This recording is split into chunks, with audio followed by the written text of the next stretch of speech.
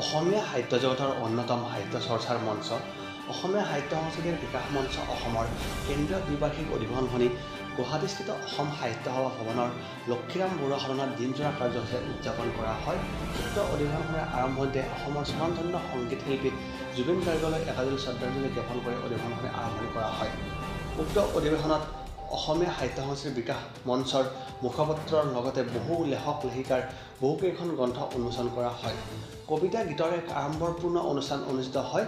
লগতে বিভিন্নজনক বঁটাও প্ৰদান কৰা হয়। উক্ত অনুষ্ঠানত অধিৱেশনখনত বহুকেইগৰাকী গণ্যমান্য ব্যক্তি উপস্থিত থকাৰ লগতে বহুকেইগৰাকী পাঠক পাঠিকাই নিজৰ নিজৰ অনুভৱ ব্যক্ত কৰা পৰিলক্ষিত হয়।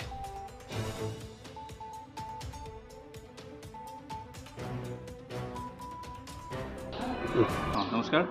আজি আমাৰ অসম সাহিত্য সংস্কৃতিৰ বিকাশ মঞ্চৰ দ্বিবাৰ্ষিক অধিৱেশন 2025 আৰু এই অধিৱেশনত আমাৰ এটাই উদ্দেশ্য অসমীয়া সাহিত্য সংস্কৃতিৰ যিসকল মানুহ অহৰহ চেষ্টা কৰি আছে, চৰ্চা কৰি আহিছে, তেখেতসকলক অসমৰ সাহিত্য জগতৰ সৈতে চিনাকি কৰাই দিয়া।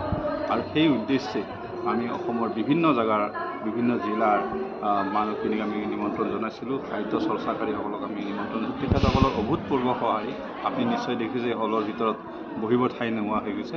গতিকে আমাৰ ইমান সুন্দৰ সঁহাৰিত এই অনুষ্ঠানটো সফল হোৱা বুলি আমি আশা কৰিছোঁ। আৰু লগতে আজিৰ এই সাহিত্য চৰ্চাৰ অনুষ্ঠানত অসমৰ বিশিষ্ট ব্যক্তিসকলক আমি মাতি আনিছিলোঁ। তেখেতসকলৰ যি অভিজ্ঞতা সেয়া অনুভৱখিনি বিনিময় কৰাৰ কাৰণে মঞ্চত দয়ানন্দ পাঠক ছাৰৰ দৰে মানুহ উপস্থিত আছে। অসম সাহিত্য সভাৰ কামৰূপ জিলাৰ সভাপতি প্ৰফুল্ল বৰ্মনৰ দৰে মানুহ উপস্থিত আছে। অসম আবৃত্তি আৰু সংস্কৃতি পৰিষদৰ সভাপতি মৃগেন্দ্ৰ ভাগৱতীৰ দৰে মানুহ উপস্থিত আছে।